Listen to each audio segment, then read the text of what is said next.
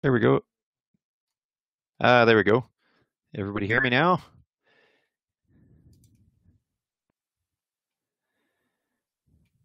Hey, there we go. All right. Starting to get some response there. This is a bit of a different webinar software that I'm using. And it's kind of neat. Everybody's seeing the emojis there that you can apparently change as the presentation goes on. To kind of give me some feedback as to ask yes or no questions. If you're like what you hear, you can give me a hand clap and stuff like that. So kind of fun, kind of cool. So if everybody can first maybe give me a thumbs up there to let me know that everybody's hearing me okay. I see Mike and Nick has done that so far. There's Alexander's. There's Ronald. Okay. I should be able to give. Sorry, you should be able to share your mic as well. Sorry for the.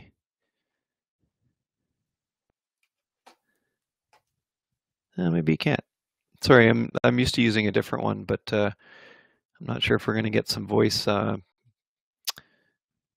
you guys or not, or if you're just going to listen to me. That's the only thing I don't like about these webinars is it's like I'm sitting here in my office just talking to my computer and would love to hear some feedback. So there's a couple of ways that I can get some feedback from everybody on the list there.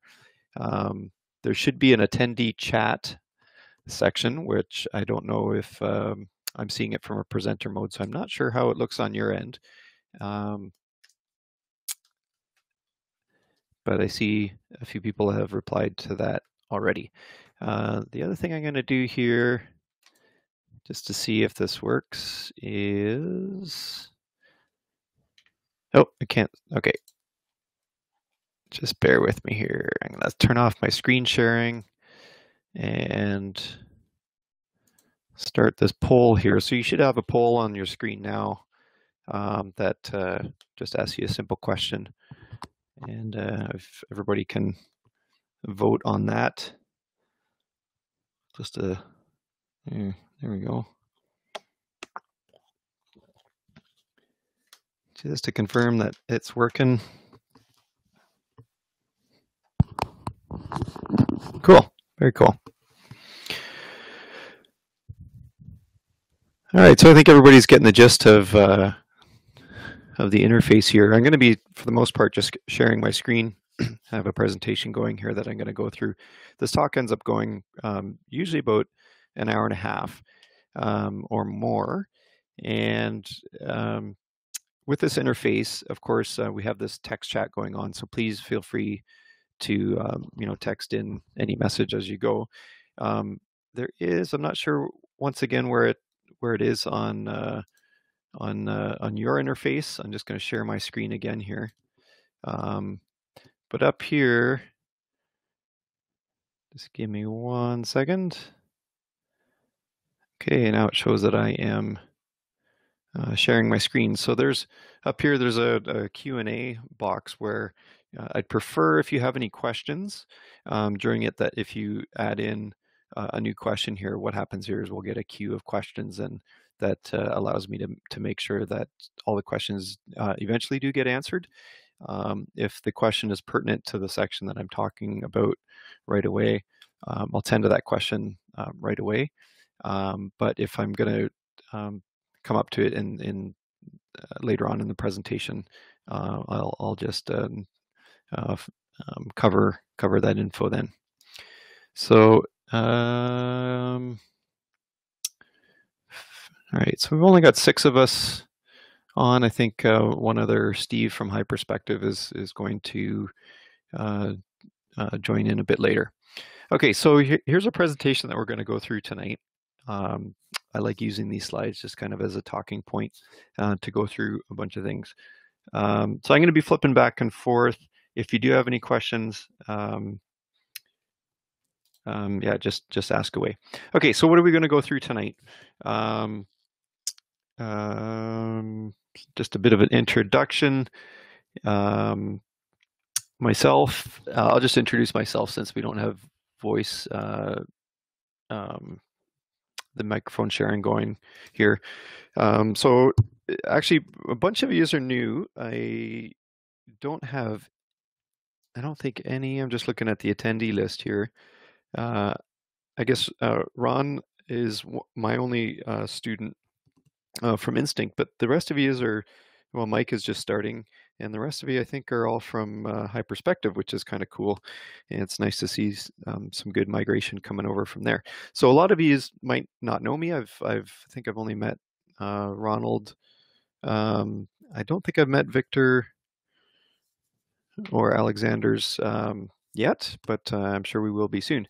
So I learned to hang glide here in Kitchener in 1993, and I then moved out to BC for a number of years, and I've been back here in Ontario 10 years again, and started up Instinct Wind Sports back in, oh, when was it, 2010, and I've been teaching ever since. So I learned to Aero Tow here when the Soga Club first got their tug, and there was a little bit of aero towing out west, and then I didn't do a lot of it until I came.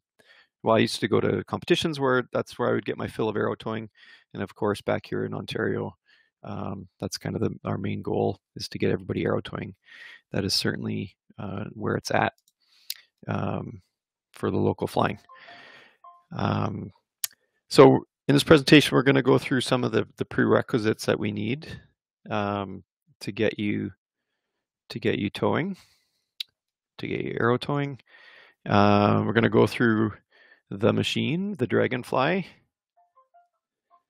and the equipment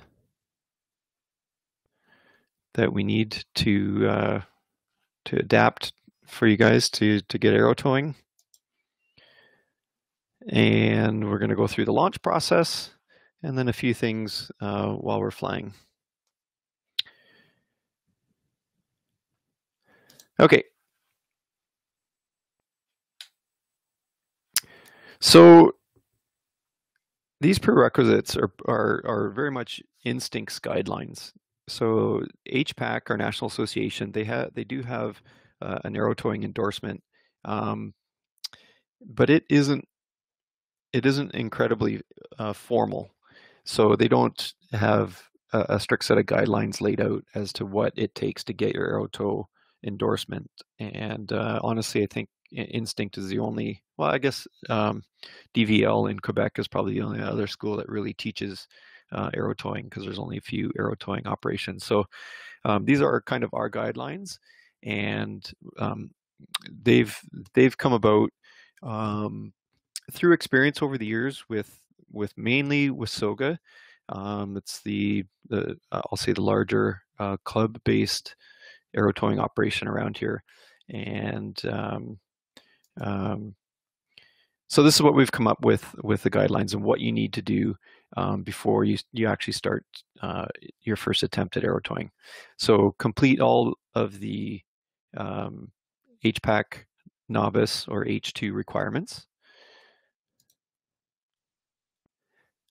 You're to have your individual HPAC insurance. So you need to have your instructor sign off that you have your H2, and you have to have that submitted to HPAC with your membership. What we say is 2 hours of unassisted airtime. So don't count any sort of airtime that you have, well, with your feet off the ground, but the tow rope still attached. That's kind of cheating and not real airtime. I'm getting some feedback here that the audio is breaking up. Is everybody else hear me okay, or is it just Ron? Can we get some feedback from the rest of you on the text chat system as to how the audio is? Is it 100%, 50%? It might be just Ron.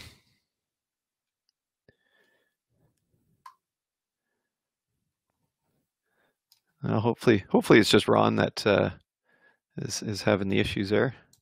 I'm just going to move my windows around here to hopefully see the message. That's good. Thanks for the feedback, 100%.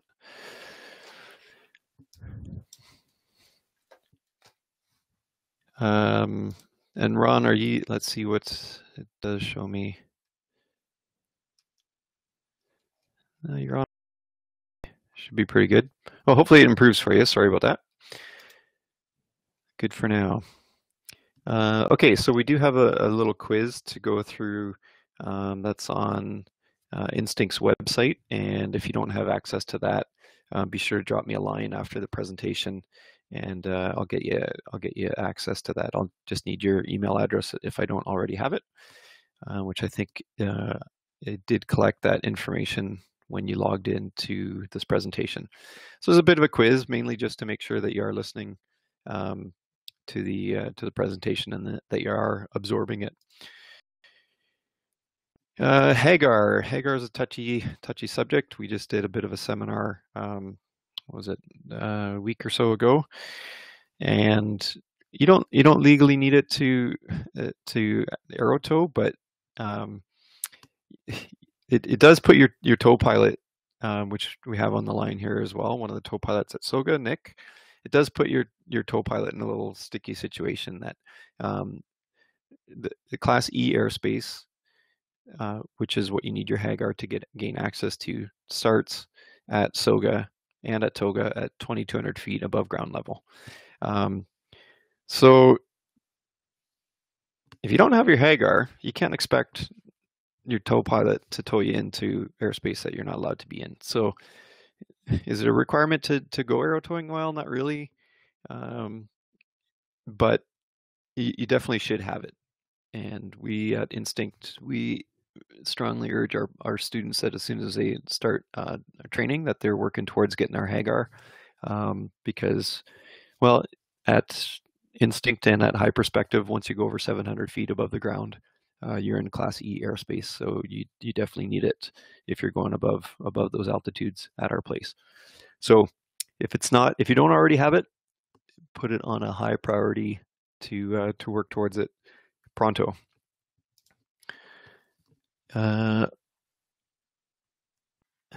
Hagar is hard work, but worth it, Ron says.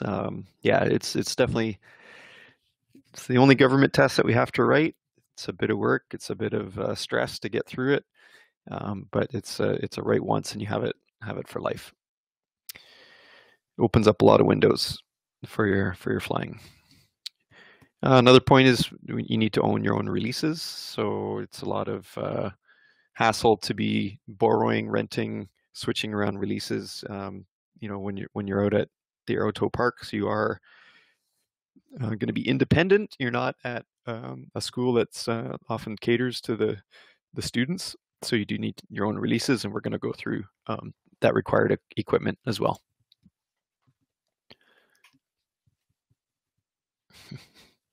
Ron's a big fan, of course, giving me kudos for our releases. I don't make them. Well, I do make the barrel releases.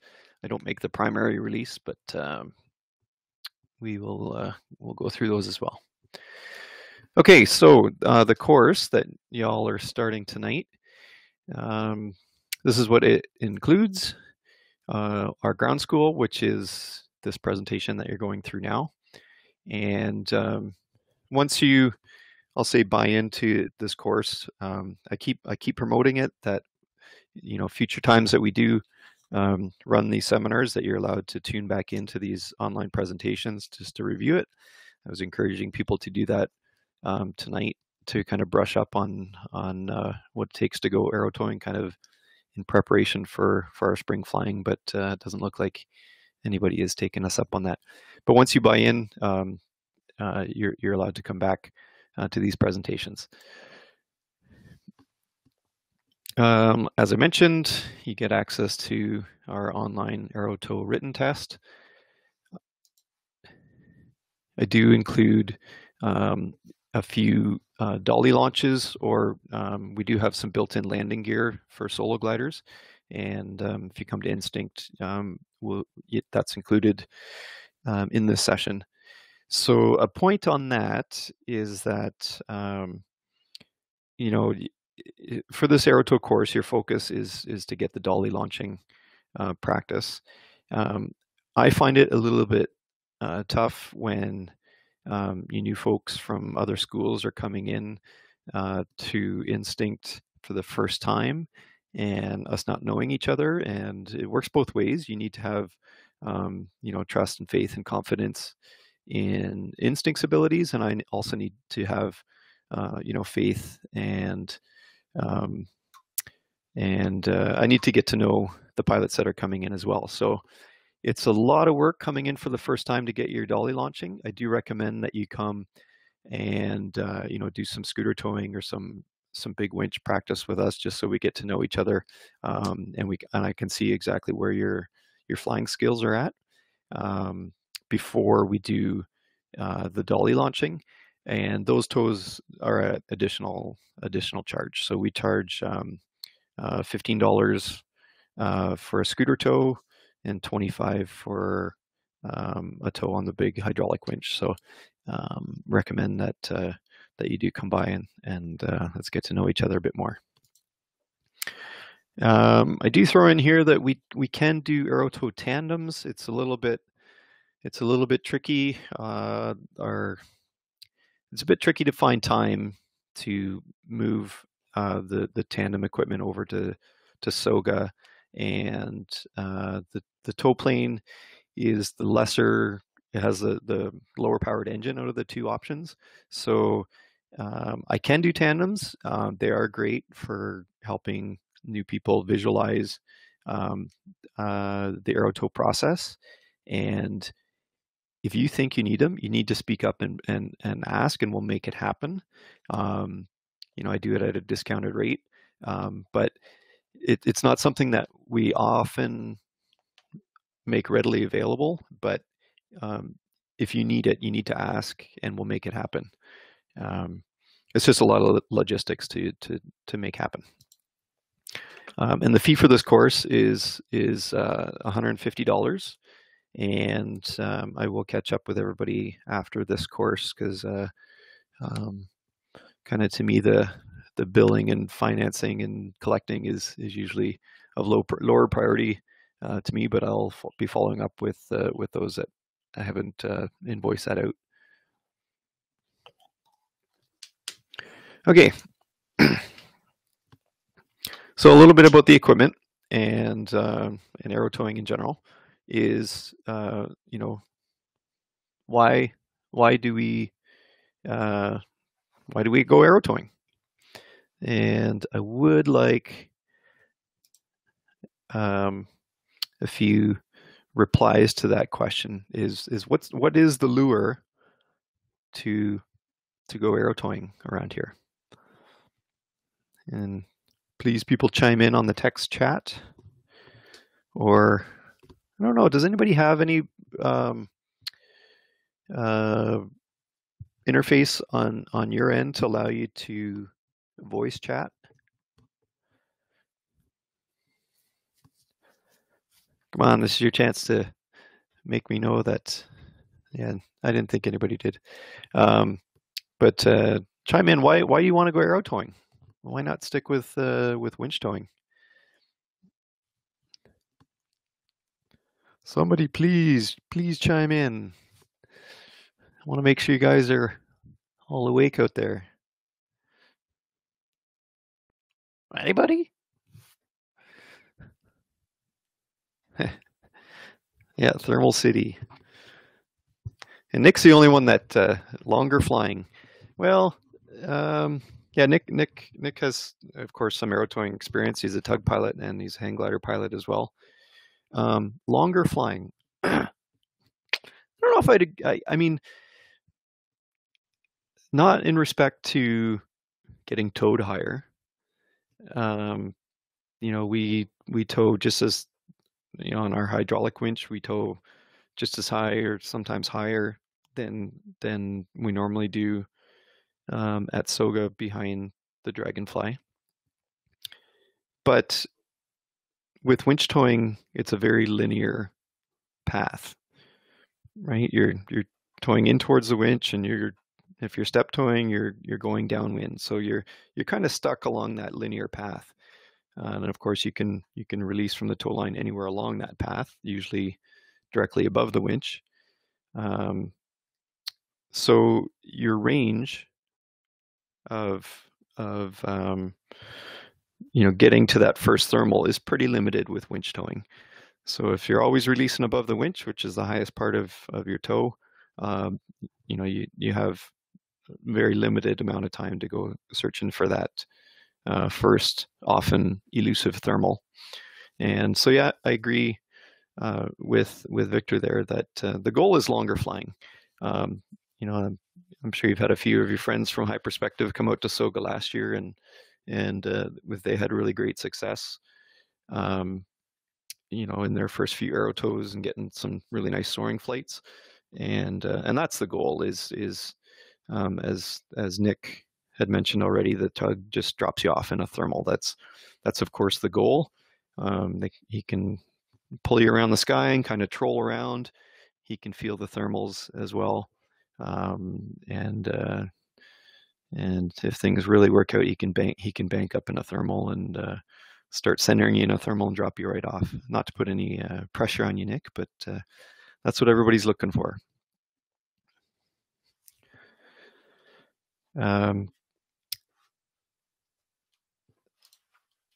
So yeah, that's why we go aero towing. It's a much more expensive endeavor. The club, the Soga Club, and the Toga club / business, they really need lots of pilots to keep that tug moving, to pay for it. It's a huge investment.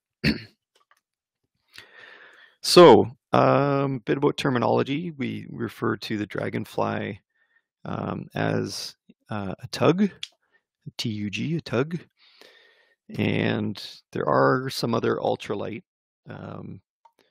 that we refer to as trikes. The big difference for the Dragonfly is the Dragonfly was specifically designed by two guys, Bobby Bailey and Bill Moyes, and you might recognize the Moyes last name from the manufacturer of the Moyes hang gliders. They designed it specifically to build an ultralight that better matched the slow speeds of our hang gliders. So trikes, so kind of classic trikes, are pretty much a hang glider wing with the buggy on the bottom, and they typically fly a lot faster than the Dragonfly. So their air speeds and thus the ground speeds are a lot faster than the Dragonfly, which results in a lot of work for us on the piloting the hang glider to fly extra fast while staying in control, of course. And so the Dragonfly flies a lot slower, and it has these huge control surfaces, which really helps your pilot maneuver the Dragonfly in the kind of the rough and thermic conditions that we're trying to soar in. So once again, when you hear us talk about the tug, we're referring to the Dragonfly, and a trike is pretty much a hang glider with an engine on it. So as I mentioned, it flies slower than all other ultralights. It has 3-axis controls, so with the elevator and tail rudder, and so it gives the tug pilot a lot more control. And extra large control surfaces. I've towed a limited amount, but some behind trikes at some competitions, and they work okay, but you can tell that it's actually a lot more work for the trike pilot to in thermic rough conditions to try to stay behind you. They don't have nearly the control over the aircraft that the tug does, so it's a lot harder for them. This is something Castering landing gear, so it's kind of similar to what you might see on a tandem tandem glider, kind of similar. We use a similar setup on our tandem gliders that High Perspective does for their winch tows that have these really big, heavy castering landing gear. And we went and we kind of copied the guy down in the States that made these. So these are really lightweight, but amply strong for a solo glider. So you can see here we have them attached to one of our Falcons. So these wheels are forks off of a powered wheelchair, and they have a compression cylinder underneath here for landing that it flexes as it lands, and to provide some shock absorption. So we do have these available to us, and instead of using a launch cart, you just launch with these, and you just kind of hold on, and the tug takes you right off the ground. You don't have to worry about launch carts. So it takes a little bit of work. We have them rigged on some of our Falcons that it's somewhat easy to rig them up. But if you want to put these on your glider, it does take a little bit of finagling to do. But I strongly recommend it. It certainly takes the stress out of your first attempts at aero towing.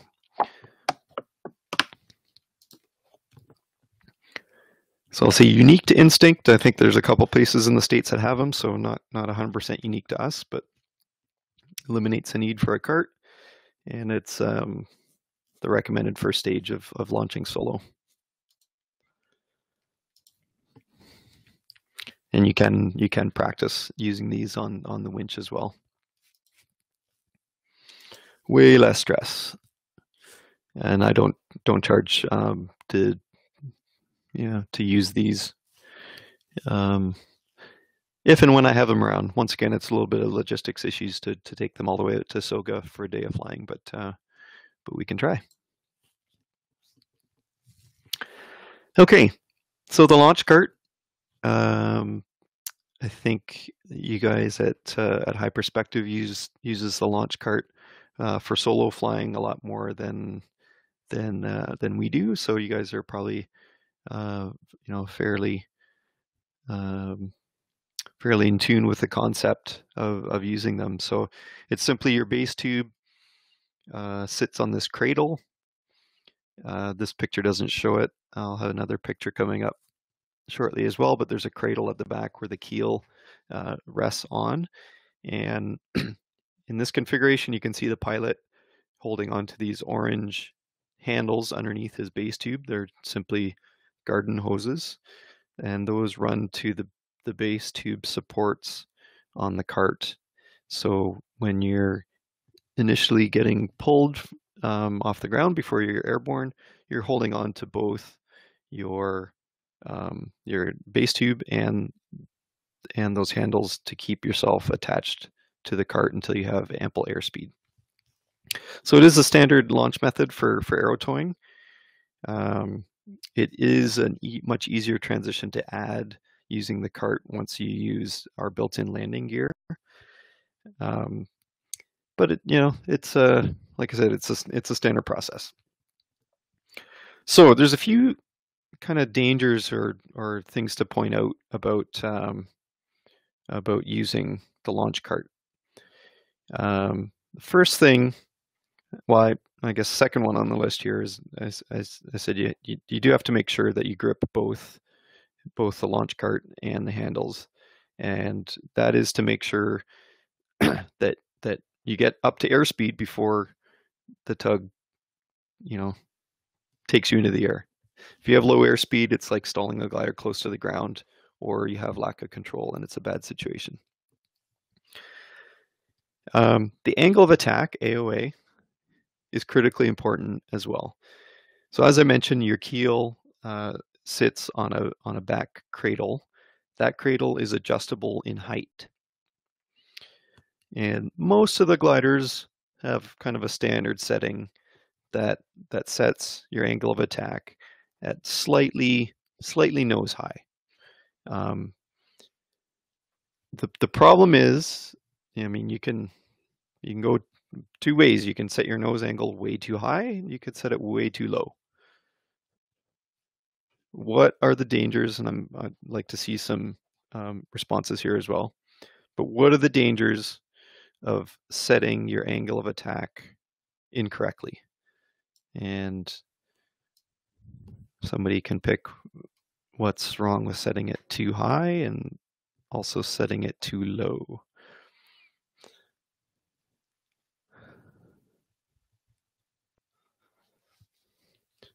So Victor chimed in the first one, which is usually the easier one. So yeah, if you set your angle of attack too high, so your nose is too high, you're gonna stall. That's what Victor said. Not necessarily you're gonna stall, but there is a risk of it happening. So if you set your angle of attack too high and you let go of that cart too soon, i.e. you come off the cart with slow airspeed, nose too high, your glider's not going to be flying. You could be in that mush mode where you don't have full control over your glider and bad things can happen. So to combat that, if your angle of attack is a little bit high, is you make sure you stay on the cart longer to build up enough airspeed to come off the cart properly. What's the dangers of setting your angle of attack too low? So your nose is too low, your keel is supported too high on that cradle. What happens in that case? Anyone?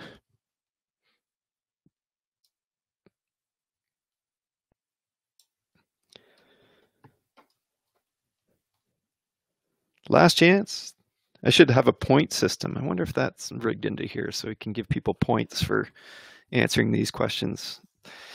No flying occurs, is what Nick put. Well, I've seen people pull it off, but once again, so if your cradle is set too high, your keel is adjusted too high, and you're holding on to that cart nice and tight to get airspeed, you're not flying because you're stuck to the cart. So like Nick said, no flying occurs. So what people do is they're zipping along the runway. They're like, how come I'm not lifting? My glider isn't lifting up. I have ample airspeed. I'm zipping by the ground super fast. So they let go of the handles to come off the cart. And what happens is they actually dive off the front of that cart because their keel can't lift off and let the glider fly off the cart. So like I said, I've seen people pull it off, even on gliders with no wheels on the base tube, is they've dove off the cart, and as you can see from this picture, you got less than a foot of altitude to dive off that cart and get up, and that's why I don't think either of the local parks make it mandatory that you have wheels until you get a lot of experience. I strongly recommend always flying with wheels. Very few people locally. I often, most of the time, fly with wheels as well, depending on what glider I'm using as well. Ones with the carbon base tubes have a little bit tougher time fitting wheels, but that's usually a poor excuse not to use wheels. But you need to definitely be, very experienced before you consider not flying with wheels. So just talking about whether you set your nose too high or too low, if you're gonna not get it exactly right, what's better to do? Set your nose a little bit too high or a little bit too low? I should have maybe I can quick make a poll here. Create and run poll.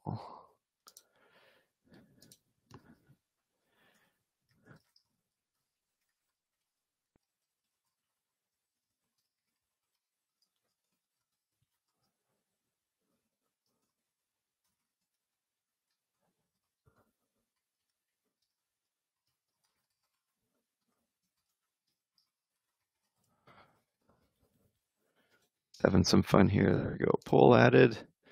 I'll run that poll and I'll see. Oh, I gotta. I'm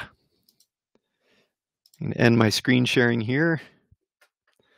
And I'm gonna run this poll to see what the answers are.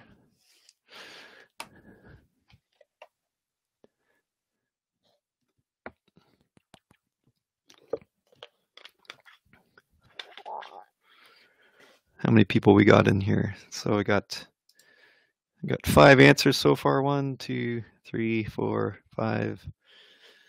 Should be one more answer, I think. And I'll add another one. So setting your nose a little bit too high is the correct answer. And as I mentioned, if you set it too low, you don't have much of a choice to fix the solution. All you can do is let go of the cart. You're kind of stuck on the cart. Some people shake the cart to get off the cart, and the resultant is you dive off, and you really are taking a gamble as to if it's going to work. So if you set your nose a little bit too high, your nose is going to be a bit too high, and it just means that you have to hold onto the cart a little bit longer. Once you get more experience with aero towing, you are going to feel that rotation of your glider on the cart as your keel actually lifts up and floats up while you're still holding on to that cart and those handles until you're sure that you have enough airspeed to get off the cart. A good way to kind of check that your angle of attack is set properly, and this is key, is that if you're you put your glider on the cart and you hang there, your base tube, if you had a straight base tube, your base tube should be around your clavicle, around your collarbone. So if you just let it hang there and it's at your clavicle, your collarbone, that's roughly okay, roughly good setting. If you let go and dangle there and your base tube goes way up over your head, that means your angle of attack is fairly high. So you can, depending on how far off it is, you can either get off and adjust the cart properly, or you can pull on more speed as you're zipping down the runway to make sure that you get enough speed. So if you while you're launching, if you just as you're about to give the signal to get going, that you pull in your weight so that your base tube is as about armpit level. That should be about ample speed. And if you hold, it's going to be hard for you to pull in while you're still stationary because it's pulling all your weight. But as you get enough speed, that amount of bar pressure that you're pulling in will decrease as you approach your proper flying speeds. Okay, so any questions on what I was just talking there right now about the angle of attack? I know it's a little bit without putting a hang glider on a cart with you in person, it might be a little bit of a kind of a tough concept to explain, but I want to make sure if anybody has any questions that now is the time.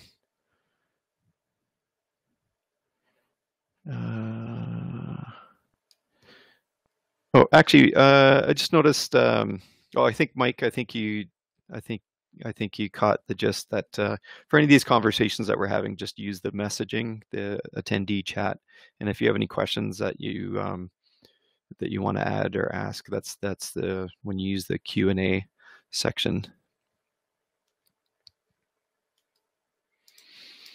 All right. So yeah, okay, thanks, Ron. The clavicle is a good rule of thumb. Okay.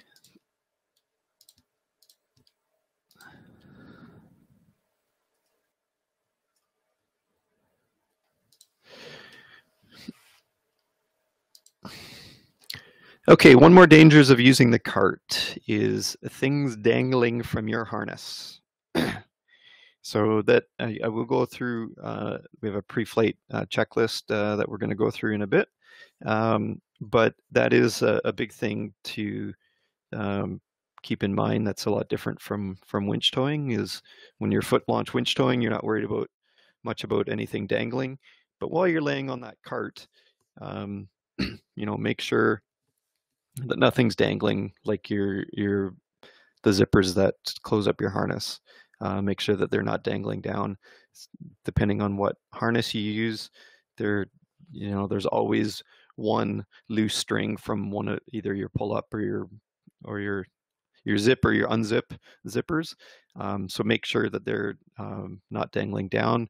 And also, if you're flying a glider with a VG, the variable geometry, make sure that VG cord is tucked away nicely. There has been cases where those two items have, as you're launching, wrapped on the cart and forces people to take the cart flying with them, which is a very bad situation. Okay, so that's it for the launch cart. There's another picture of it there, better side view. And Nick is adding in there to pre-flight the cart as well, just like your glider, especially the castering wheels. Yeah, we'll go through a few things on the cart as well. Yeah, Nick, I wanted to promote you to presenter, but I see you're on it looks like you're on your phone, so it's restricting me from doing that.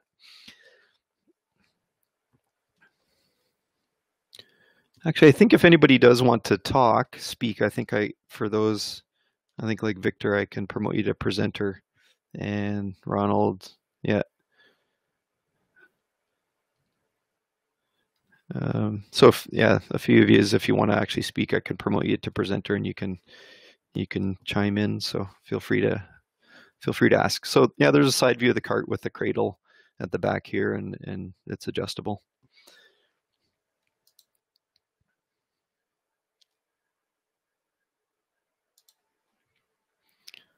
There's another picture of the glider on the cart.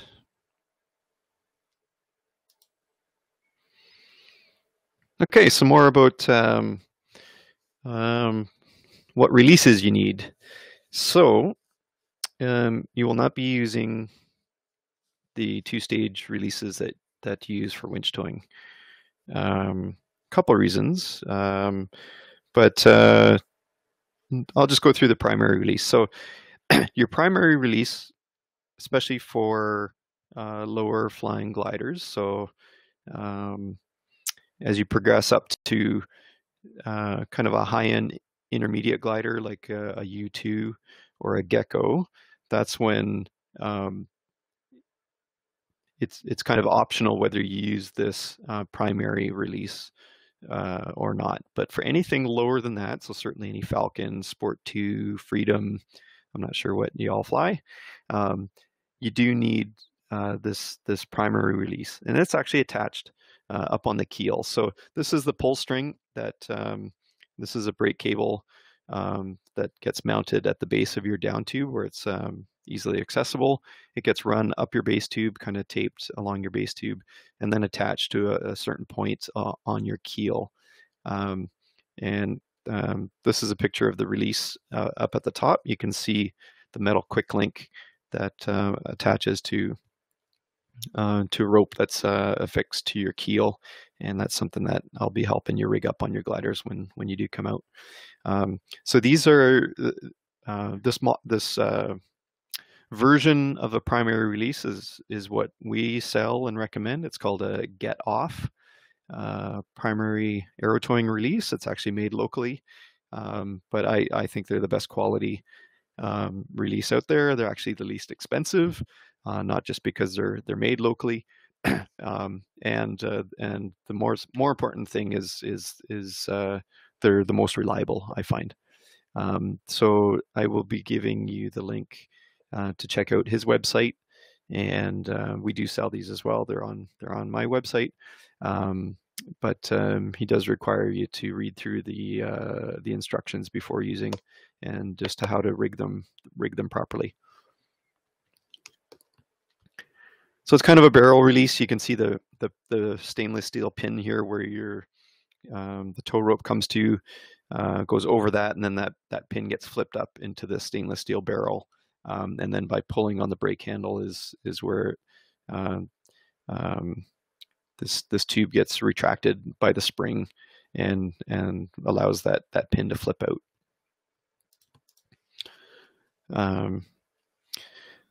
So there are various versions. Like I said, there's two kind of release mechanisms. There's this pull handle, which I recommend, especially for new Aero Tows, because when you're flying, you actually have that string in your hand.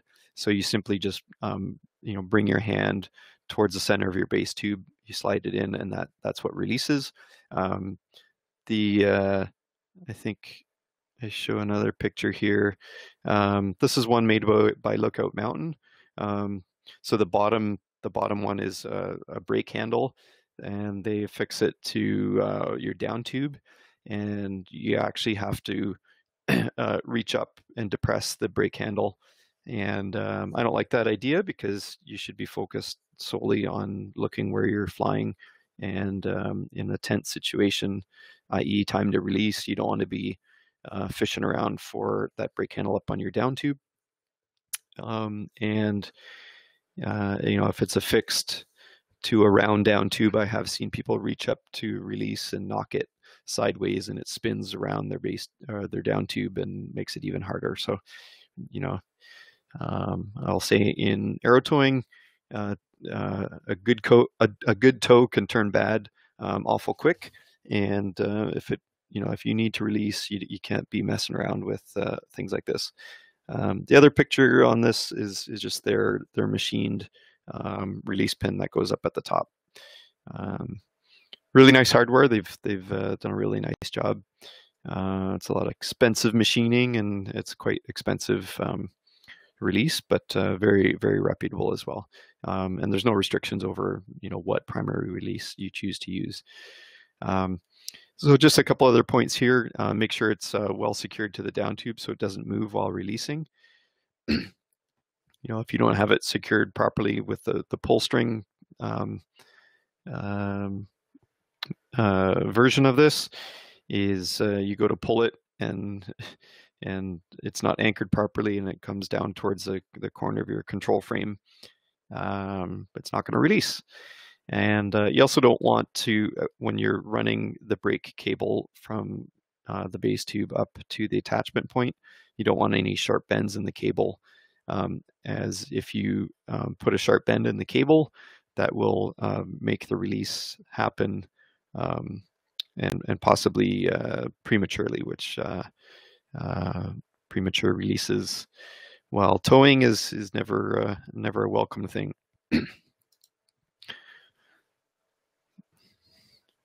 Okay, so in release systems, we like a primary, and we also like a backup system. So with aero towing, we have a lot of rope attached to us. We'll go through in how the bridle is rigged shortly, but there's a lot of rope that stays attached to your harness. Unlike in winch towing, when you just hit your release, all the tow line goes away from you. So we definitely need a secondary release system, and that's what we refer to in aero towing as barrel releases. I put the plural in brackets. You don't need 2 barrel releases, but I recommend it kind of as a third backup, because if you need to release all your barrels, then you get rid of 100% of your tow bridles, and you're free of any excess rope. So I do recommend having 2 barrel releases, and they get attached onto your harness, one on each, pretty much at where your shoulder strap's attached to the main harness on your chest. I'll say all modern harnesses have Aero Tow loops built into them. that these get attached to. So it's a standard. There's a couple different methods. I'll just show you some pictures. There's the I'll call the standard one, and there's also push pull and a new mini one. So these are pictures of the kind of a standard barrel release and how it's rigged. So you can see on the bottom part of this picture, it's a curved stainless steel pin that gets flipped into the webbing, and this red barrel would get slid over top of it, like you see in the top picture, once the tow rope goes in there. And then to release it, you simply pull the barrel back towards you, and the stainless steel pin flips out, and the tow rope goes away from you. These work exceptionally fine when there's tension on the rope, which is most of the time. Since these are flexible webbing that's attached to your harness, if there's no tension in the tow rope, they don't release, because you go down to reach the red barrel to pull it back towards you. There's no tension on the rope, so the whole tow rope and the webbing comes back towards you. Technically, it's not a big issue, because if there's no tension on the rope, there's no danger, but there are situations where you're about to get into a lot of trouble, and the tow rope goes slack, and you know that the tension is gonna come up with a vengeance shortly, and you need to release super quick. So the second kind of version is what we call the push-pull release, and I make these. So of course I'm a big fan of them. A friend of mine down in Tennessee gave me the idea. He made one, and then I worked with them to kind of refine it and make it a bit more of a polished product. So you see here it has the standard barrel, and you can see the stainless steel pin at the top right. So these ones are on a bungee that you can pull like a normal release, but you can also push the barrel away from you, thus stretching the bungee and allowing the pin to flip out the backside of it and the tow rope to go away. So they're quite popular. A lot of people like them, and honestly, when I've given my new students these and tell them, you can push or pull, they're saying that they're instinctively just pushing the barrel away. And I make another new one. I call it the Mini because it's a real slim barrel, and made with Spectra tow rope, similar to what we use on winching. And they're super tiny. The picture doesn't make it look any smaller than the other ones, but they're nice and small. So you get a few choices there. Once again, this is another thing that's a lot easier to show in person. But I found this picture on the internet just last night. Trying to find a good illustration. I keep forgetting to take my own pictures, but it's kind of neat. I was searching through Google Images on Aero Tow primary release rigging, and I came across this picture, and I don't know if anybody recognizes this guy, but that's Steve Younger, our longtime tug pilot as well. So it's kind of interesting that picture of him came up.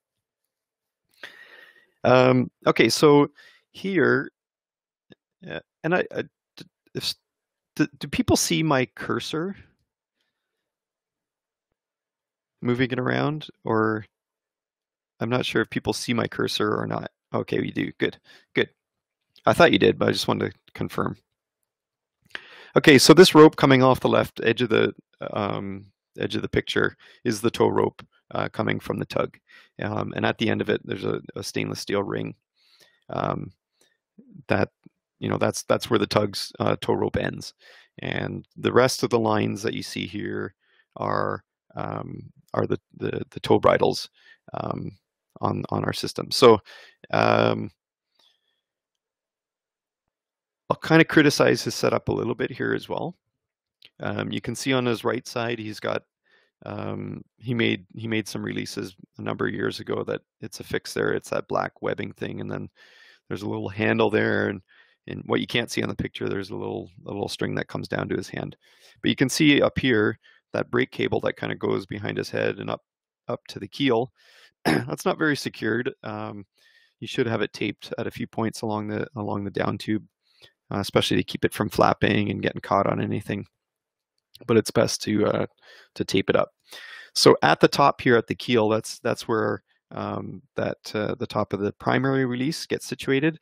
And depending on what make and model of glider you fly, there's different points along the keel that you affix that to.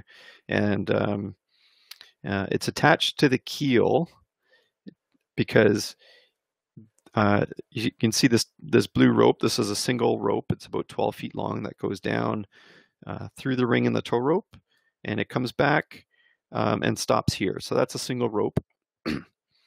And so it splits the tow pressures that are applied to you and the glider technically pretty much in half.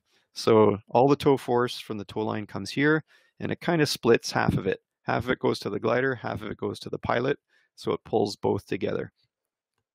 The reason we attach this up at the keel and forward of the control frame is that that pulls the glider faster without forcing the pilot to pull on as much speed. I'm going to warn you, it does take a lot of effort to pull in a considerable amount of speed, especially on the lower performing gliders that you are all likely flying at this point, because even though the Dragonfly is designed to fly really slowly, it's still going to be towing the hang glider much faster than your normal trim speeds. So we attempt to kind of add some cruise control to the aero towing process by attaching that upper release point forward of the keel.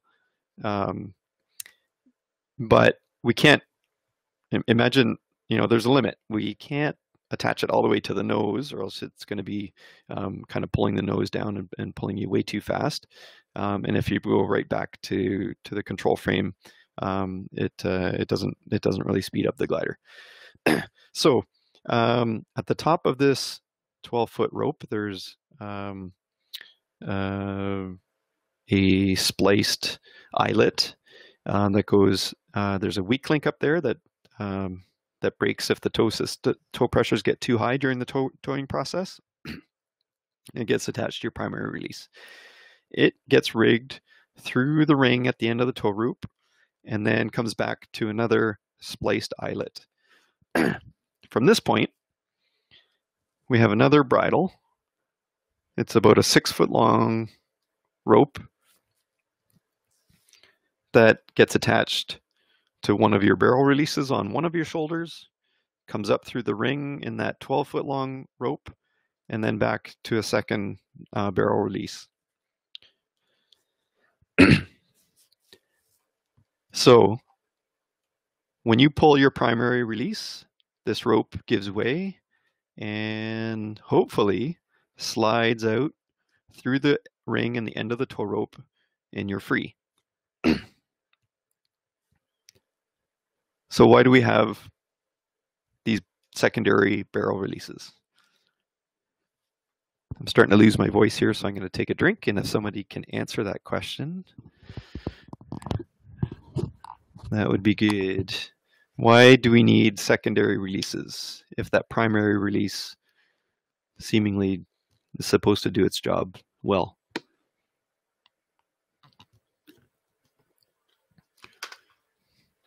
Yep, we have a winner. Another point for Alex. Do you go by Alex or Alexander's or? Yeah, in case the primary fails. Yeah, that's another good reason. Alex, great. So yeah, if you go to pull your primary and you're pulling that handle and for some reason it doesn't release, you need a backup. And as Alex said, in case it gets stuck.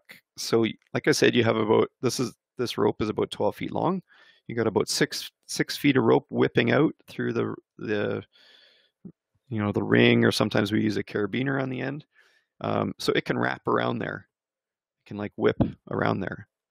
So now, if the end of it gets wrapped around there, this towing point is 12 feet out in front of you. There's not a chance you can reach out and undo that, right? So if you reach down and release one of your barrels,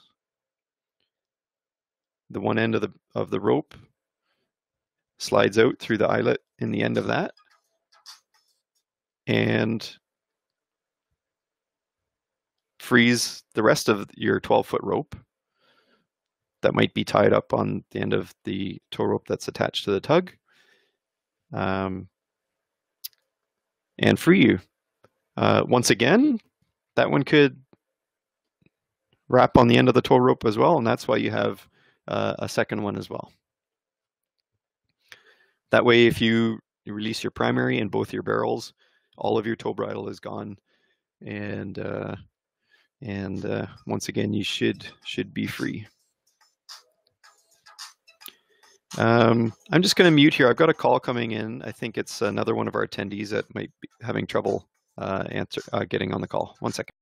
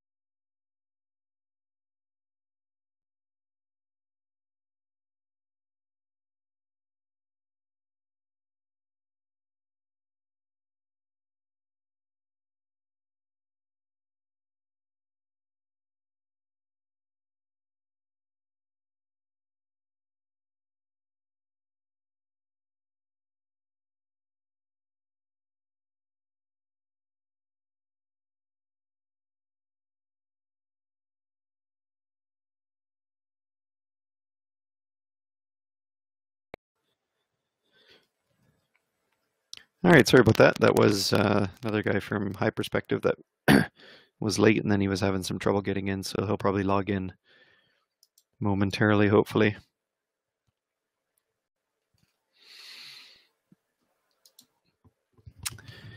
Okay, so any questions on how the bridle is mounted and how the releases are rigged? And any questions on that?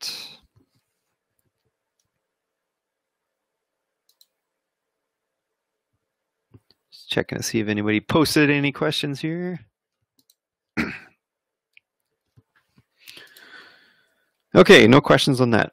Oh, how are they recovered after release? What do you mean by recovered? So your releases stay attached to the glider the whole time. So all that you are releasing is the top, hopefully, you're only releasing the top of the primary release, and that this about 6 feet of that 12 feet of rope slides through the ring, and you're left with all that rope after a successful release. So what do you do with all that rope? You should. What do you do with rope after release? So, yeah, you do have. I'll say about, that 12 feet and half of that 6 feet, so about 15 feet of rope, kind of dangling off your harness afterwards. Personally, I often forget about it because my first order of business is to try to start thermaling and climbing. Once I get comfortable climbing up, and then I work on kind of gathering that rope up, depending on what your harness is. You might have a front pocket or a side pocket that you can start stuffing that rope. If conditions are mellow enough, you can quick reach down with both your hands, quick ravel it up and stuff it, under your armpit, jam it in your harness. I wouldn't say it's too critical, especially if you're coming into a big field that I often even end up landing with my rope dangling. I use on a high performance glider, you can use just the rope off the shoulders, because your glider flies that much more faster and it matches the speeds of the tug. So I'm only have a 6-foot rope, and I often forget about it my entire flight because it's just kind of dangling below and behind me. But it is best that if you work on bundling it up and tucking it away, it's best for keeping it out of your way on landing. Of course, you don't want it to snag on any fence posts or anything as you're coming into landing. But hopefully, you're flying in very soarable conditions, and you got lots of time to work on that, and you should just focus on your thermaling. Hopefully that answers that. So if you do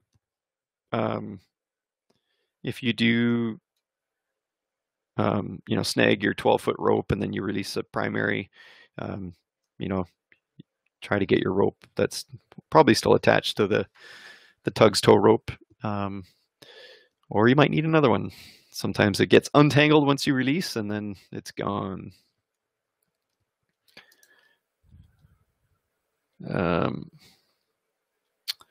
Yeah, always have a spare. I've usually have a couple spares in my harness just in case I lose one. I should mention as well, let's just go back one slide. The tow rope that's attached to the tug. Of course, your tug pilot, he needs to have options as well, or she needs to have options as well. So on the other end of that, I don't know, what do we use, between 200 and 300 foot rope. On the other end of that rope, where it gets attached to the tug, there is a release on the tail of the tug. So your tug pilot, that if you get in a bad situation and you're putting your tug pilot at risk, they have the option of releasing the tow rope from their end, and now you have not only your 12-foot bridle, but you have a 200 to 300 foot tow rope attached to you, 150 feet. Nick says. So you have that attached to you. That's a serious hazard to be landing with. If he gives you the rope, as we refer to it, when you're thousands of feet up, we ask that you do not drop the rope right then, because now you're dropping 150 feet of rope over farmland and possibly dropping it, through a house or into our neighbor's farmer's crop, and then they go to harvest their field and they end up winding up 150 feet of rope in their farming implements. That doesn't make for good neighbors. So if you are super high and you are given the rope, try to fly back over the field. Make sure that none of your friends are directly down below, and then pull your release to release the rope, and make sure it does clear. But if this happens, if you're given the rope when you are very low to the ground, your first priority is your safety, and you need to get rid of that rope, because you do not want to land with 150 feet or more of rope trailing behind you. That can end really, really badly. So your safety first. And of course, there is a cost to that rope that the club incurs if you lose it. Try not to lose it. Okay, so just a bit about pre-flighting before you go flying. So, and when I talk about pre-flight, this isn't about pre-flighting your glider. So I'll talk about SOGA because that's where I do most of my aero towing at. But as with any park, there is a setup area where you set up your gliders, and that's where all your main pre-flighting should be done, right? So put your glider together in your harness, get it all together, and do all your normal pre-flight. That should be second nature at this point. So while I'm talking about here, about your pre-flight, as it says at the bottom, I'm talking about while you're on the apron. So the apron is kind of the the sides of the runway. So at SOGA, you set up your glider over by the hangar. When you're ready to fly, you either carry or transport the glider out to the runway.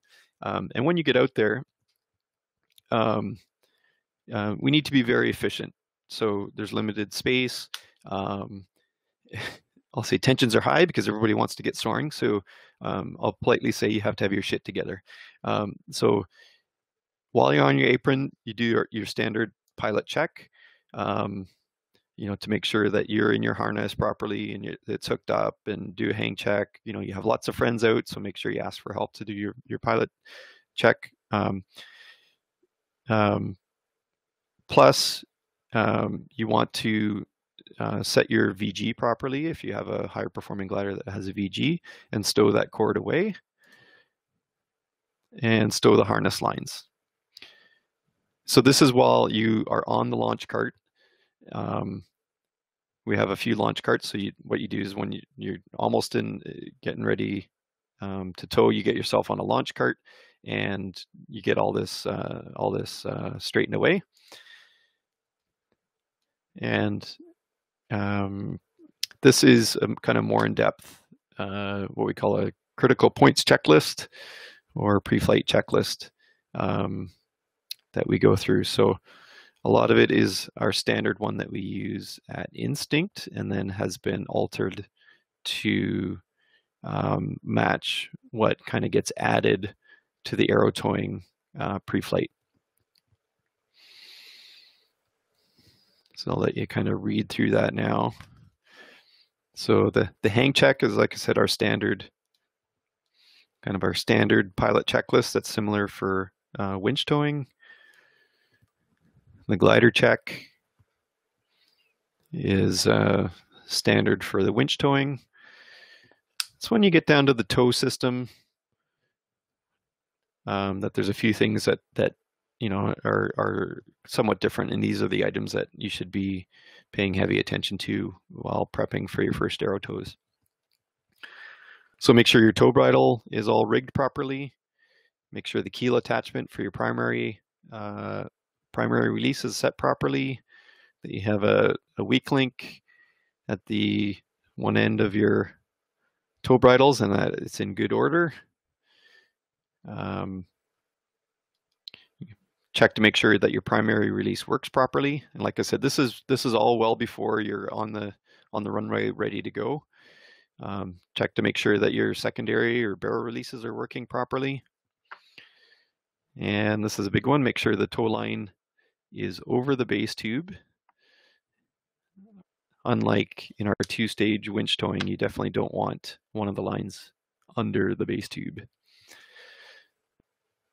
So now the next section is when we move the dolly. Oh, sorry. This is still while you're on the dolly on the apron.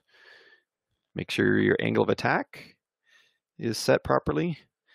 These colors, we never implemented the colors, but these are standard colors that another flight park was using to color code their keel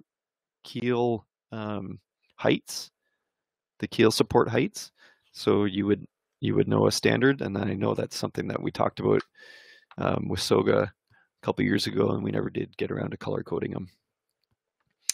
The other thing about the launch cart is it has those base tube supports that your base tube sits on. Those are adjustable in and out as well, and you want to make sure that they're as wide as possible to comfortably fit your glider. If you put the base tube supports too much into the middle and you put your weight on the glider, you risk bending or snapping your base tube. And then make sure the wheels are inflated on the dolly. It's your responsibility to check that the launch carts are in good order. Check your instruments, of course, Vario, radio check, GPS, make sure your water camelback's okay. So now we move wheels to what PSI. I never check the PSI on my wheels. They're not meant to be overinflated that they're rock hard. They're supposed to give you a little bit of cushioning suspension when you need them. So just so they're squishy. Firm but squishy. Okay, so now we've moved you and your glider on the cart onto the runway. So you've done all this stuff already, and last minute check is make sure that you're holding on to those handles on the launch cart. Make sure the wheels on the dolly are straight down the runway. Make sure nothing is dangling. Make sure your release is accessible or in your hand, as with the get off releases. Make sure that release rope is in your hand. And have somebody check for air traffic. Make sure the air is clear of other powered and non-powered aircraft. And then the launch sequence, the commands that you give to your wingman, very similar to winch launching.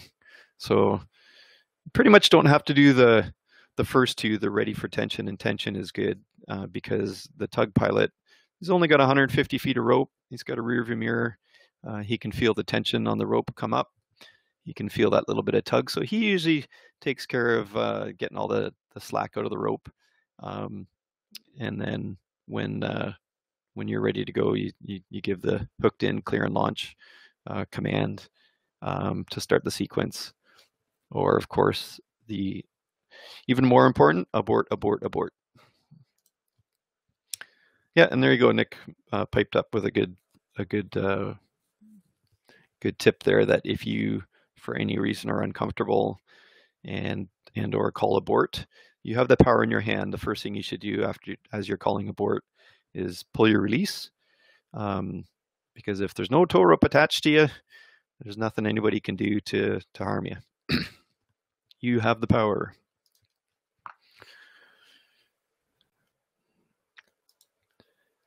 Okay, I think this is a lot of redundant stuff. Check both your releases. Make sure your primary and your secondary work properly, that you know where they are.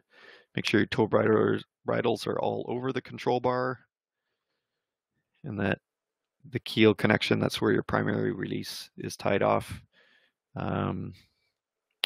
is very secure. Pre-fight the launch cart, angle of attack. Base bar supports are wide enough, tires are inflated.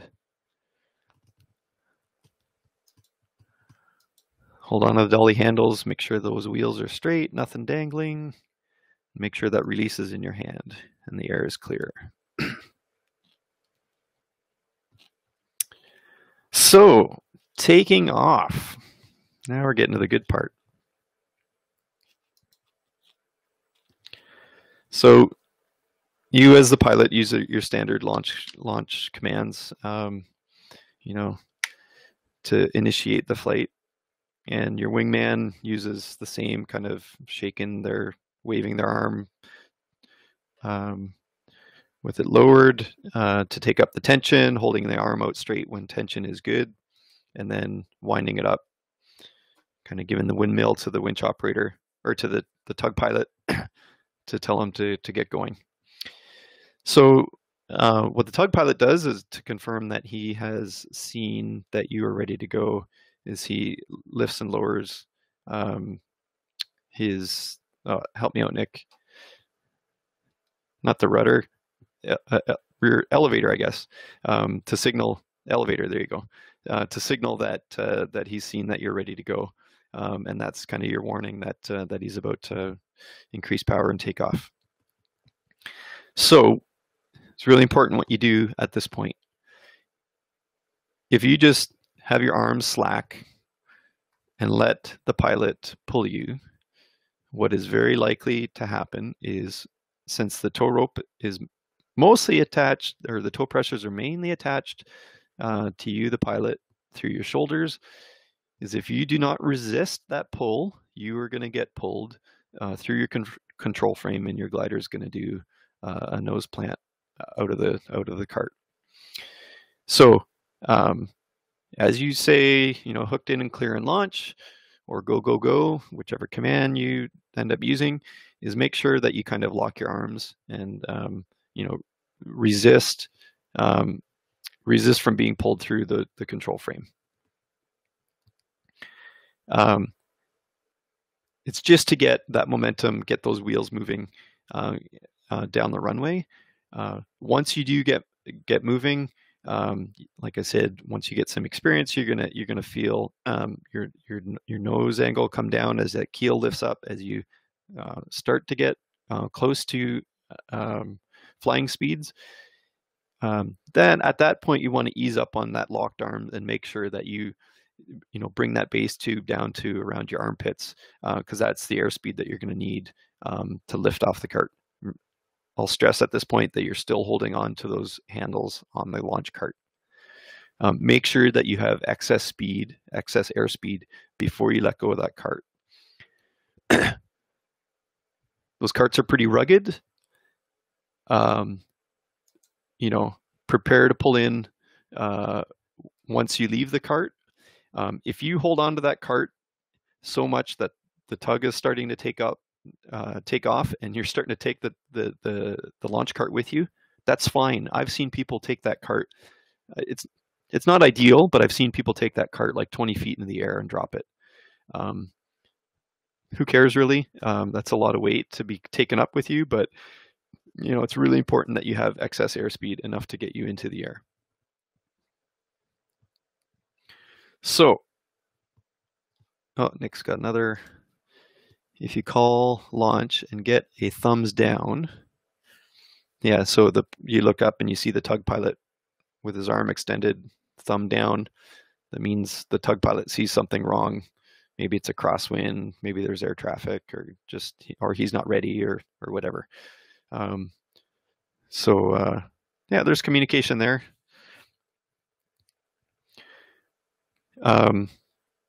So who is going to get airborne first?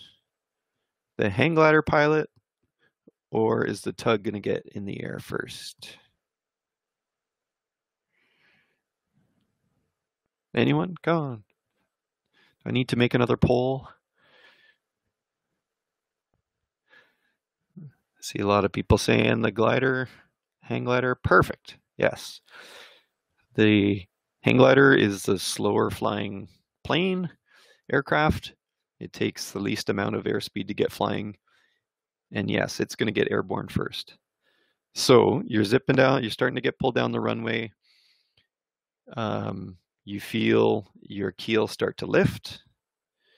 We like to say you want to triple guess yourself. So you want to feel like 3 kind of surges that, oh, I think it's flying. Oh, that cart's really starting to lift up. Am I really flying? Oh, it's really going to come off the ground. Okay, that's the time to let go of the cart and get airborne. What happens at that point? You've just dropped. Those carts are probably about, I would say about the weight of your hang glider, maybe. That's quite a bit of your wing loading. So when you let go of that cart, you're going to become airborne quicker. Be prepared to pull in even more airspeed to stay, I'll say, parallel with the ground. You don't want to rocket up super high because you've become airborne, but the tug has not generated enough airspeed for the tug to get off the ground. So if you climb up super high, what you're doing is pulling the tail of the tug up high, and you're prohibiting it from becoming airborne. It's a bad thing. You have to think in aero towing, you have to keep in mind that not only are you at risk, that you're adding to the risk that your friend, the tug pilot, has assumed by volunteering pretty much to get you into the air. So you want to get off the cart, you want to pull in speed, you want to stay parallel with the ground, and I'm talking you want to stay 5-10 feet off the ground. It usually only takes, do that, maybe 3 to 5 seconds of that, and that tug, you'll see it leave the ground and start to climb up. So Mike chimed in to try to keep the tug on the horizon. It's really hard at this point because your face is literally in the grass, and it's kind of hard to see the horizon at this point. But you are focused on nothing but watching that tug leave the ground. So once it becomes airborne, it is going to start climbing fairly rapidly. Be prepared at that point to follow the tug as it ascends through the air. Fly the glider, fly the glider, fly the glider. It's a pretty tense point at this point coming off the ground. I can't stress it enough that if you're not comfortable at this point, you need to. I'll say you need to check your ego. You need to release before it gets way worse. Let the tug fly away, and you land and try again. Fly the glider, fly the glider, fly the glider.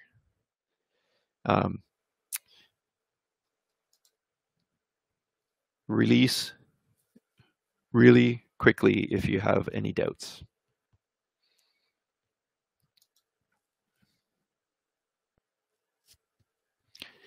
I also want to add in what we call a wing runner.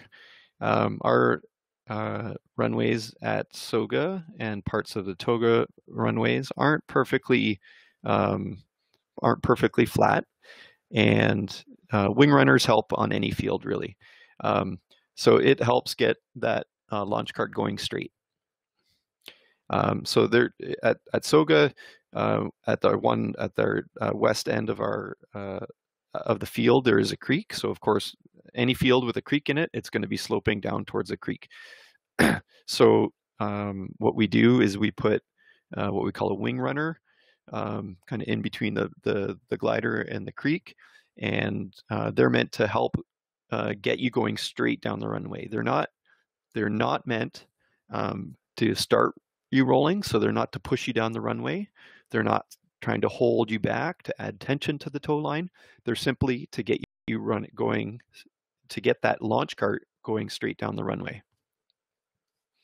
So let that tug build up the tow force to start pulling you down the runway, and the wing runner is just to overcome that crown on the runway. And all they do is they laterally push or pull, so kind of sideways, away from them or towards them to make sure that they run down. It's literally only a step or two to get that cart rolling, but it's a very critical part at especially at Soga.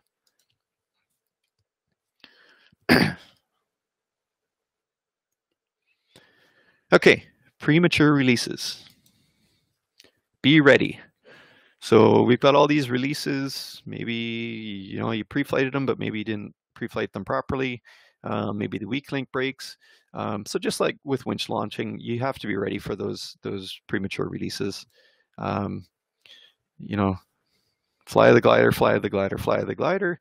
With winch towing, if you get a weak link break low to the ground with your nose is super high, it's a very critical situation. But here with aero towing, your angle of attack is much lower, and you should have ample flying speed that a low altitude premature release is not as critical as winch towing. But the one thing you have to think about that you have to deal with is the prop wash from the tug. It's a bit of a washing machine behind it, and as it takes off, it gets higher than you, you're going to be down lower, and that's where that prop wash is. So make sure you keep your speed up to power through it. Check for the tow line attached if you are a couple hundred feet up and you don't know why you lost all your tension. You might have that big long tow line attached to you. So you do want to make that a priority to look down and make sure that is not attached. And if it is, you need to get rid of it. And we already talked about, drop it when safe, or if you're super high, when it's convenient.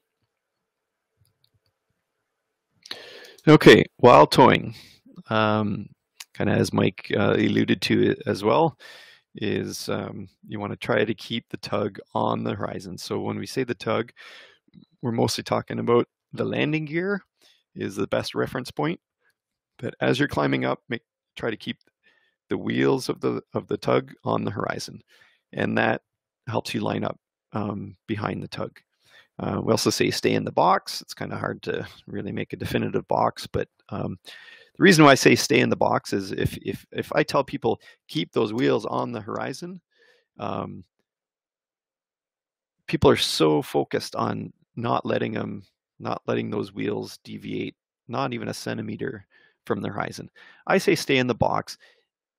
It isn't nearly as critical as people think. So as long as you're in control, and if you're slightly out of line, as long as you are making progress and getting those wheels back on the horizon, I think that's a better gauge. So kind of go with the flow, and ideally, of course, you want the wheels on the horizon. But it's not super critical to stay there. So watch the tug and the pilot. Things you can watch for on the tug as to what's happening, like if they're hitting a thermal, if they're about to turn, is you can see their control surfaces. So the ailerons on the wings, they start to move. If the left one comes down, he's about to initiate a left-hand turn and get ready to turn with them. When you do turn, make sure you stay on the inside of a turn. Imagine the analogy is if you're water skiing and the boat turns left and you're on the right side, you're going to get slingshotted out the side. So watch that tug pilot, and if they start a left-hand turn, you're 150 feet behind them, and you're going to be going with them. So start initiating the left-hand turn to stay with them. Follow the tug pilot's arm signals. Nick already mentioned that when you're taking off, if it gives you the thumbs down after you've said that you want to go, something must be up. So follow his arm signals.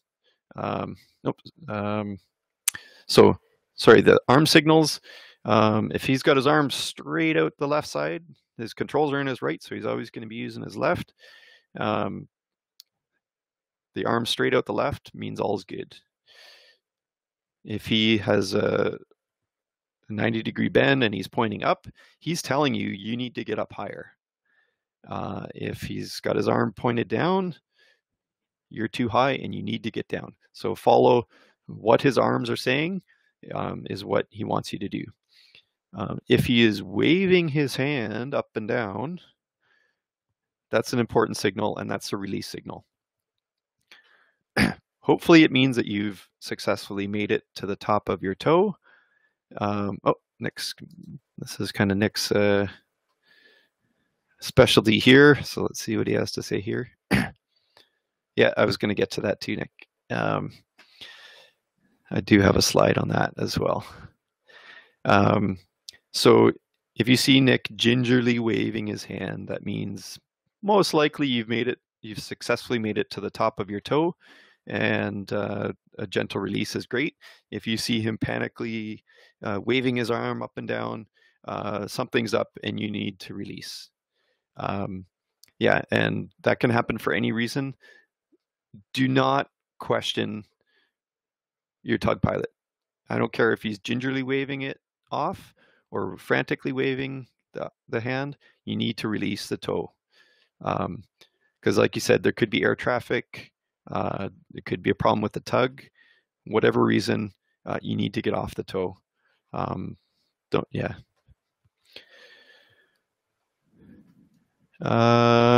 Okay, lockouts, they happen a lot quicker than in winch towing. I've been on tows where you think everything's good, and then bam, you hit a thermal and the tug goes one way and you go the other way. So it's just another warning that if they're very hard to recover from, and if you think you're about to lock out, you probably are, and it's best just to release and deal with it after that. If you have to go land and try again, it's a much better situation than having to deal with a real full lockout. So releasing. hopefully you've made it up to the top of the tow and it's a nice gingerly wave of his hand. You're simply going to, swiftly pull your release handle. You want to confirm that your primary release, no problem. Sorry, 1 second. And what happens after the tow releases? Your tug pilot is going to do a slight left turn as you do a slight right turn. And this is just, for your turn, is just like 15 degrees, 45 degrees, somewhere in there, just for some separation, just to make sure that you guys don't turn in the same direction. You want to get separated, and then you can go on your merry way. What I recommend after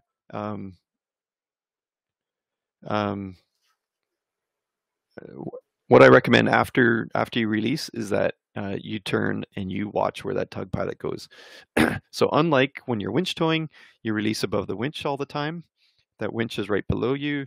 You know that field below you, and that's where you're going to end up. But with aero towing, for the last possibly 10, 15 minutes, who knows how long that tow is going to take, you have been focusing solely on that tug, nonstop, looking at that tug, making sure that you're staying behind him. You're also at a new site. And, up to this point, none of you have flown at Soga or Toga. You're not going to know the terrain. And you've been turning in 360s during your tow, going all over the place, traveling to get to that next thermal, hopefully. You'll have no idea where you are. And we've had people get lost and totally lose the field.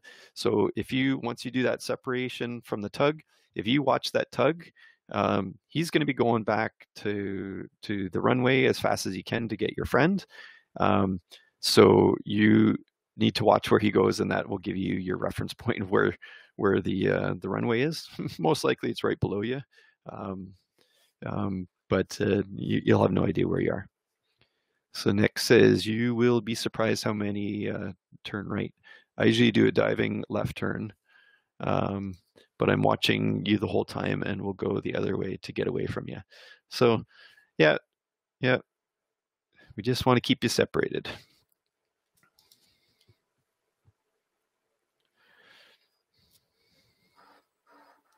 If the tug is climbing, it's a strong thermal. Oh, what's happened to my screen here? Oh, sorry. Oh yeah. Yeah, so if you successfully separate and release from the tow line, and then you see Nick do some steep turns, that means like he can feel the thermals as well. So he'll signal that he's found a strong thermal, and you're welcome to come over and join him. He's only going to do a turn or two, he's just doing you a favor of signaling where the thermal is, and then he's going to go kind of go back and get reinforcements, get your friends to come up with you. Remember the rope. I don't think you'll get too close to touch the rope again, but okay, the biggest mistakes made in aero towing. First one, of course, it's when you're coming off the cart and not giving up on the tow soon enough. So especially us I can say we're all men on the call here, but us being men, we have big egos, and all we can think of is, I can fix this, I can fix this, I can fix this. If you say it 3 times and you haven't fixed it, it's too late. You're going to make it a lot worse. Like I said, if you're not confident, that's why you have that release string in your hand. A quick little pull releases you from the tow line. Go and try again. So, give up early and go try it again. Release and try again. So, coming from winch towing is super easy. Once you add that tension, you're on the gliders on a winch tow, the glider's on rails, and you climb like crazy. You're not supposed to, and you don't. And when winch towing, you don't do anything with your pitch. You kind of just let the tow pressure build, and that bar goes out, and you just let it go. It's too much work and effort, and that's not efficient for winch towing to play with your pitch. So we're accustomed to not adjusting your pitch. That is totally backwards, opposite from aero towing. One of the big mistakes is pilots underestimate or under control on their pitch. You have to be, I'll say, aggressive and assertive, and in your pitch motions. So if you get low on the tug, you need to aggressively but smoothly, push out on the base tube to climb up. If you're super high and you have to get down, you have to be assertive on how much you pull in to get your altitude down, especially when you're, just taking off and you're low to the ground and you're lifting that tail of the tug up. You have to be more assertive on your pitch. I tell this to new aero towers over and over again, and they just don't realize how much that you have to control, how assertive you have to be on your pitch. Conversely, they over control on the roll. So I'll say in winch towing, you do have to do some roll, but you don't want to do too much, or else you're gonna kind of approach a lockout.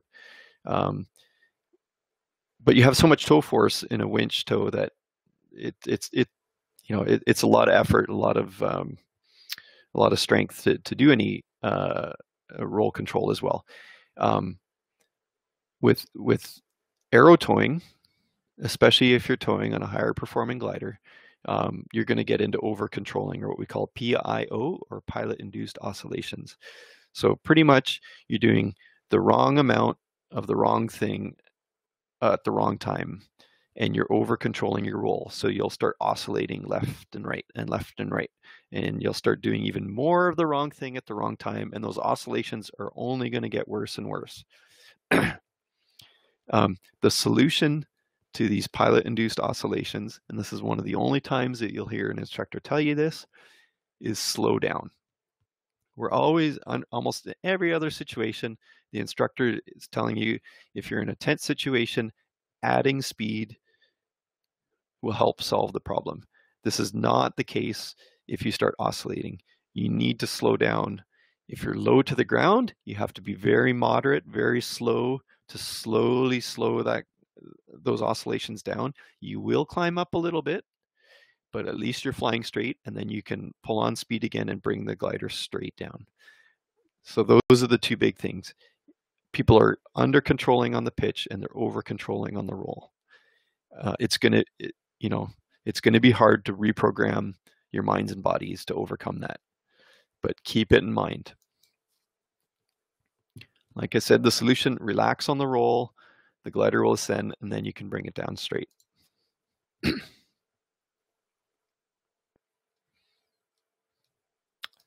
So I'll just want to review the new gear that you will need to buy. So we sell the Get Off primary releases for $150. The barrel / shoulder releases, they're on our website as well, and the prices are roughly $25 to $35. I do recommend two. Tow bridle ropes, that's 1 6-foot and a 12-foot. You can buy them online as well. The landing gear, which is optional, and it has a tail wheel to mount on it as well. I reviewed that earlier as well. And if you don't have one as well, I strongly recommend a hook knife that's accessible while you're towing. Of course, if all else fails and all your releases bugger up and get tangled, at least you have your hook knife to cut yourself free. And if you don't have a hook knife sheath, I do have an industrial sewing machine that I can add a sheath for the hook knife on your harness. Weak links. I'm not going to spend too much time talking on the weak links, but those are supplied always by the club or the business that you're aero towing at. So the SOGA club has weak links that you have. I just want to stress that it is good practice for you to grab a few extra weak links. The weak link material has never seemed to be too convenient. So you should have 4 or 5 extras in one of your pockets in your harness, because if you do break a weak link, it's important for you to be self-sufficient and have one handy that you can quickly put one on. Yeah, and they are the reason why each outfit, whether you're a winch towing operation or aero towing, is because weak links are specific to the type of towing that you're doing. So they are much weaker than any weak link that you use winch towing. So don't grab the weak link that you use while you're winch towing and expect to use it out at aero towing.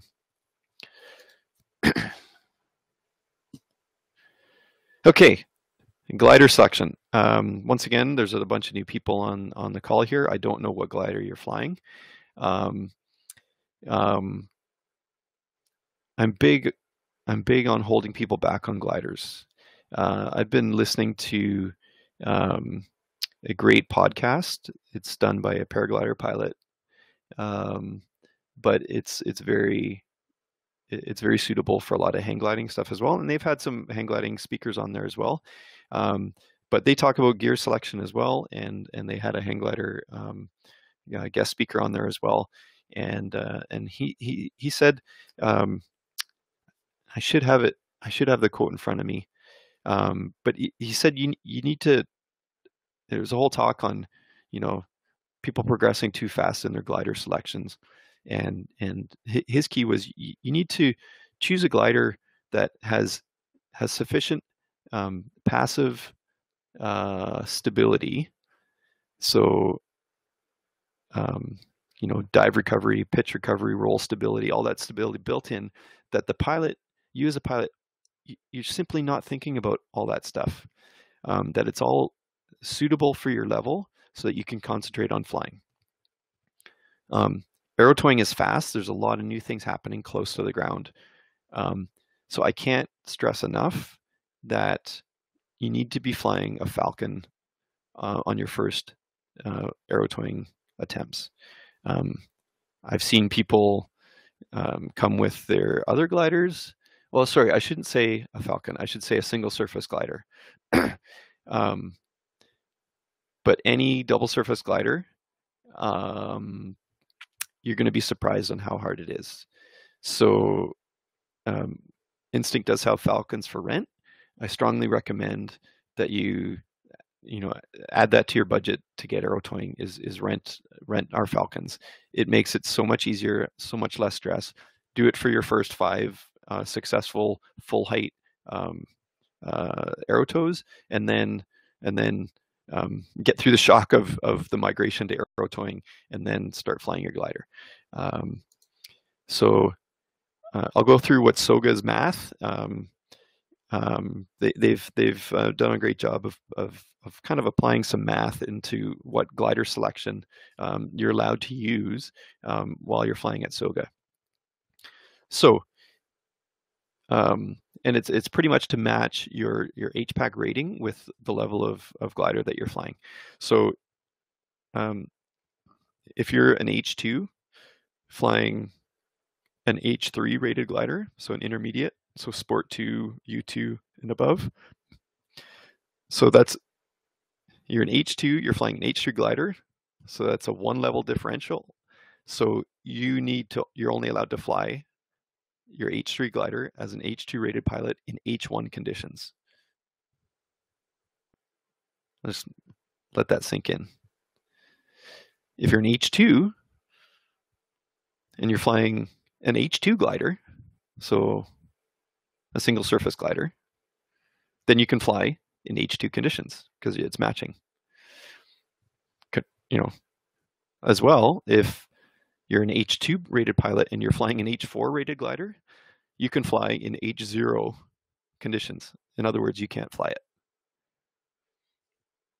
If you're an H3 and you're flying an H4 rated glider, that's a -1, so you can only fly it in H2 conditions. It's a really objective way of stressing the importance of matching your glider with your skill level with the conditions. I think it's a great policy that they put in place. Toga doesn't have those rules. I don't know if they monitor what glider you're allowed to fly there. I really don't know their rules on that. Once again, I can't stress enough, the first time that you fly Aero Tow, you should fly a Falcon.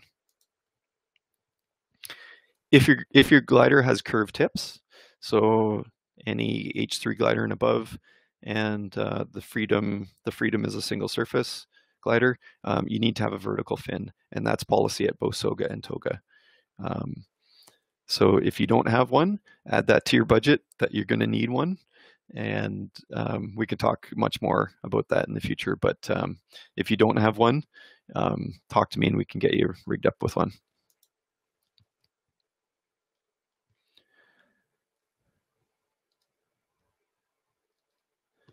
And Nick pointed out too, if you crash, it's not just you who suffers. We could lose our field. So I should back up. What a vertical stabilizer fin does is it greatly dampens those pilot-induced oscillations. It will keep you flying much more straight and true while flying at these faster speeds. You know, Nick is an H3. I think he's working on his H4. He flies an H3 glider. He's Aero Towed lots. He keeps his fin on. There's another pilot that's flying an advanced rated glider, King Post, and he chooses all the time. He keeps his vertical fin on for aero towing. For winch towing, I think they still keep them on as well. It flies different, but it's not detrimental to your performance. We could talk a lot about it. Okay, so what now? So most of you probably don't know what Trello is. It's kind of it's an online checklist that we use at Instinct to make sure that the students are following through with homework and their, it's kind of like their progression sheet. I think you guys use it at High Perspective, but there it's in paper form, and here it's electronic. If you want to get plugged into that system, I'll be glad to plug you into that, and it'll give you some checklists on some things to do. This is on the SOGA board, so it'll help you introduce you to the SOGA community and the pilots that are there, and it kind of keeps you on track of making progress to get your Aero Tow sign-off. Mentioned we have the Instinct online exam. If you don't have an account, pop me an email. Don't Facebook message me. Don't text me because those get lost. Send me an email asking for access. It's kind of my to-do list, and I won't forget to hook you up with that. Buy your releases. Make sure you get prepared on that. Get cart launching practice. So you don't have to do that with us. High Perspective does have a cart as well. I don't know the policies there on when you foot launch or when you cart launch, but try to get some practice there. And Michael knows our progression, and he knows that you're probably working towards aero towing, and that's a big part of it as well. And as I mentioned, make some effort in coming out to Instinct and get to know us and our instructors and our process. So we can do some cart launching there, and so I can get to know your flying while in preparation to take you out to get out to SOGA. SOGA also has a Facebook group. I assume everybody's on it, I think, but make sure you get into that group as well. With SOGA and TOGA, everybody is able to make an event in the Facebook page to make a flying day happen. Don't sit around and wait for somebody to make an event. If you want to go flying, you create an event. Nothing creates a crowd like a crowd. You create the event and say, I'm a new Aero Tow pilot. I need light wind, morning or evening conditions. These are the times I want to go out. Who's with me? And that will help make plans. Don't sit around waiting for Nick, the tug pilot, or there's a few mentors in SOGA willing to help. Don't wait around for them to invite you out. I will also, I'm a pretty busy guy with Instinct in St. Jacobs and trying to get out to SOGA in Arthur. But when I have a bunch of people that are getting ready for that, I really watch the conditions, and I do make an effort to get out there. But there's a few mentors that are you know willing and ready to help get you guys into the air. If you do want to work with the mentors, remember that they are not instructors, so that's especially why you need to have your own ratings and your own insurance in place. And then, ask for when good conditions are for first timers. So just everybody's really welcoming and willing to help in SOGA. And if you don't know what conditions are proper for you, ask. Yeah, and Nick's posting as well that he'll come out earlier in the morning on any good flying day if people ask, right? Don't come out for your first dozen Aero Tows. Expect to fly strictly in the midday conditions. Get out there early. It takes you a long time to get your gear ready, all your releases rigged, get pre-flighted in the groove, and in a good mindset to make it happen. So ask to come out early. If all these people are talking about, just coming out for thermaling in the afternoon, post. I want to come out early in the morning. I want to stay later, and tug pilots are usually quite accommodating. Yep. Some people have done a couple tows before 11. They take a break, have something to eat, and then they're willing to attack some of the kind of the earlier day conditions before it gets too strong, or they wait for late evening soaring conditions and take another stab at it then.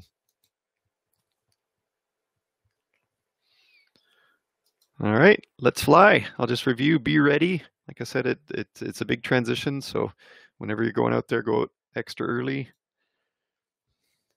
Lots more to set up and review. Watch, help out, ask questions, get to know your new flying friends at the clubs. Ask lots of questions. Everybody's willing to help and answer questions. And find a mentor. There's a few around. Next one, Rod, Kevin, Ken. There's a lot of people really willing to help the new people. And if it works, take a tandem when it's too strong, and then fly solo later. I say it's not too often I've got the tandem going, but if it's out, take advantage of it. It's money well spent. It's a really good experience. I'll also say too, I asked our landowner at St. Jacobs in the fall if it's okay bringing the tug over to Instinct, and he was open to that. So that we have done that in the past, and if it works for Nick and conditions and everything, that's worked really well. That you can come over and do scooter towing off the cart, and then same place, same day, go aero towing. So that's worked. We've only done that once in the past, but hopefully we can make that happen again. All right, I believe that is the last slide and the end of the presentation. Yeah, Nick also mentioned there, be prepared, but don't overthink and get stressed out. Most people find it easy with the right preparation. Yeah, so I think I will end the screen sharing there, and please ask any questions that you might have. I don't see any questions posted there in the Q&A, so hopefully I've explained everything well. Oh, good. Steve did make it on. I wasn't notified that he got there, but it's good to see that he did get on a little bit late. So any questions? I can't believe there's no questions.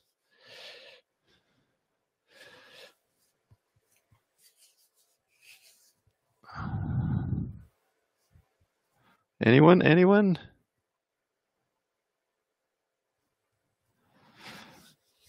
All right. Well, never never be afraid to ask any questions. I know in this kind of public venue, some people might be reluctant on asking questions.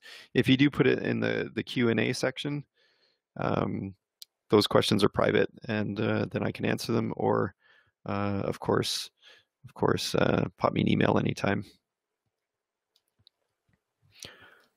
Nick just posted a question in the Q&A. Why is the weather crappy this weekend? I wish I could, because we want to go flying and it's a long weekend. It's Murphy's Law. All right. Well, I'm going to end the call if nobody's got any questions here.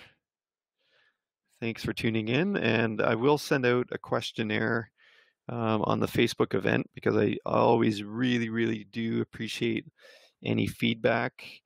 You know, I know I can always improve on these presentations, and I can only do that when people provide some feedback.